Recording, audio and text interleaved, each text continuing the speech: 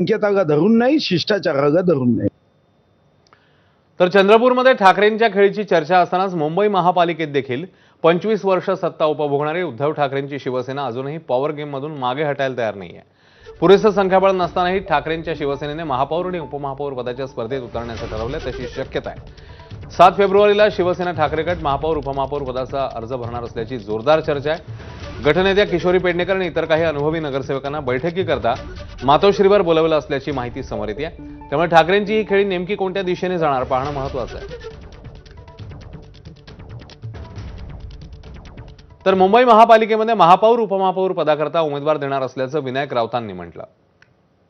बाळासाहेब ठाकरे आणि मनसेचे मिळून 71 नगरसेवक निवडून आलेले आहेत आणि प्रथमच मुंबई महापालिकेच्या सभागृहामध्ये विरोधी पक्ष एक जबरदस्त मजबूत संख्येने उभा राहिलेला आहे. त्यामुळे येणाऱ्या महापौर उपमहापौराच्या निवडणुकीमध्ये शिवसेना उद्धव बाळासाहेब ठाकरे आणि इतर मित्र पक्षाचा उमेदवार महापौर आणि उपमहापौर पदासाठी उभं करणं योग्य ठरेल आणि नक्कीच त्याचा फटका भारतीय जनता पक्षाला पडेल आणि विरोधी पक्षाचा महापौर कदाचित निवडून येण्याची शक्यता नाकारता येत नाही. इकडे मुंबई पालिकेत महायुतीचं पूर्ण बहुमत असल्याचं खासदार नरेश म्हस्केंनी म्हटलं. मुंबई महापालिकेत शिवसेना भारतीय जनता पार्टी पूर्ण बहुमत आहे. त्यामुळे कोणी उमेदवार जरी उभा केला नाही केला तरी त्यांनी काय फरक पडणार आहे. आमचं पूर्ण बहुमत आहे.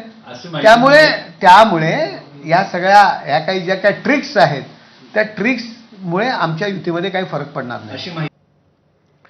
आता बातमी आहे मुंबई महापालिकेसंदर्भातलीच, कारण मुंबई महापालिकेत भाजपचा महापौर होणार असल्याचं जवळपास निश्चित आहे. तर शिंदेना उपमहापौर पद आणि सुधार समिती दिली जाईल असं कळतंय.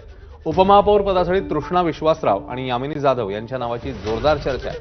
तर 2014ला तृष्णा विश्वासराव सभागृह नेत्या होत्या.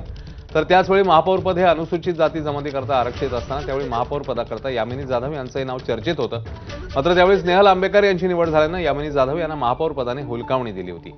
आता उपमहापौर पदाकरता उपमुख्यमंत्री एकनाथ शिंदे कुणाची नेमणूक करतात पाहणं महत्त्वाचं आहे.